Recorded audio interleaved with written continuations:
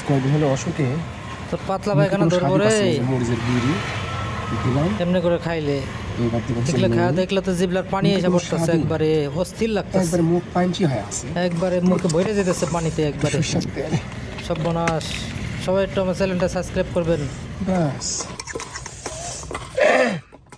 মুখে স্বাদই কোন জায়গায় গেছে, মুখ পাঞ্চি হয়ে গেছে, বুঝতে পারছেন দাদা? দেখি তো কালার তো সেরকম কালার আসলি দাদা। আমরা মাখাইছি কাঁচা আমরা। বিসমিল্লাহ।